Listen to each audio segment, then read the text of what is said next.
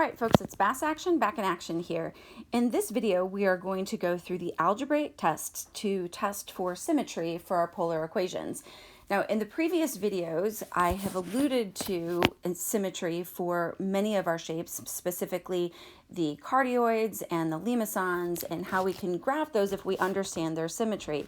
And in those videos, I just assumed that we knew what the symmetry was, but here I'm going to show you how we can actually prove it so you can have a little more confidence in why those symmetries work and why we can graph them the way that we do.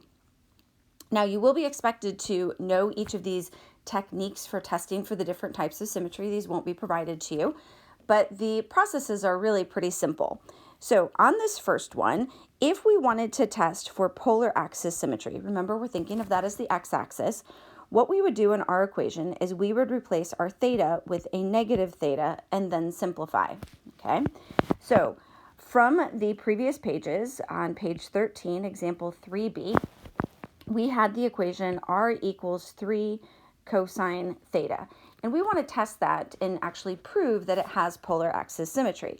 So what we would do is we would take our equation and we would replace that theta with a negative theta, and then we would begin to simplify. And if we can get back to the same equivalent equation, then we know that it has polar axis symmetry. Now, what we're going to remember is that cosine is even.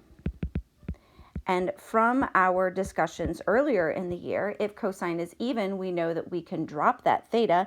So this equation immediately resimplifies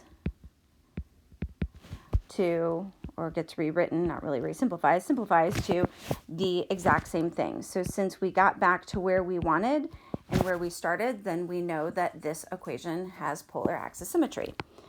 Now, the next one, to test our symmetry with respect to the line pi over 2, or that y-axis, all right?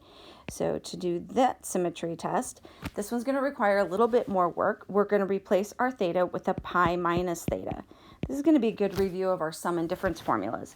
So again, on our previous pages, so page 14, example number 4, we had this equation, and what we're going to do now is we're going to replace that theta with a pi minus theta. Now be really careful that you don't lose this parentheses here. That parentheses is going to be pretty important. So I'm going to distribute my 3. We're just going to keep simplifying. So we've got 3 pi minus 3 theta. And then we're going to recall our sum and difference formulas. Parentheses on this are really important. All right, so we're going to have a parentheses here, and we're going to expand this using that sum and difference formula. Remember that sine, cosine, cosine, sine. So we have sine, cosine, and on sine it's going to stay the same, and then cosine, and then sine. And now we're going to start simplifying. Now, it doesn't really matter if you simplify on the inside or the outside first. I like to distribute that forward just to get it, distributed and know that I don't forget it. But it actually doesn't make any difference. So we're going to distribute that forward. Now, notice that I'm distributing a negative 4, so that is going to flip this to a positive right here. So I'm going to have a 4 cosine 3 pi sine 3 theta. And now, if we go through, so everywhere that we have an actual angle, that 3 pi as opposed to the theta, we can actually clean that up. So, of course, sine of 3 pi is actually going to be 0. And then cosine of 3 pi is going to be a negative 1. So this entire first term is going to drop out. So that whole term is going to drop out. And then the remaining term, that last term, still then just becomes a negative 4 sine 3 theta. And we got right back exactly where we wanted. So we can have confidence that that equation does in fact have a symmetry on the line pi over 2.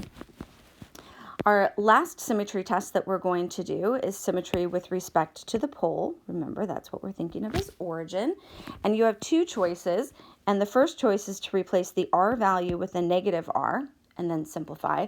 And the second choice would be to replace the theta with a theta plus pi. Now, obviously, this is going to be much easier because if we do the theta plus pi, we're going to have to go back to that whole sum and difference expansion. And if we can avoid that, we would want to do that. So again, taking an example that we've already done. So example 5 from page 14, we're going to take that equation. Parentheses are really important. And we're going to replace our r with a negative r. 9 cosine 2 theta. And of course, negative r squared is just r squared. And that, of course, is right back to where we started. So that's a pretty easy test. So really, when we look at these tests, the only one that really requires a whole lot of work is our test with respect to the line pi over 2 or the y-axis there. So that's really our only one that's going to require a lot of work. The other ones are really just a matter of remembering the rule and showing your work in your parentheses correctly. That's about all we got there.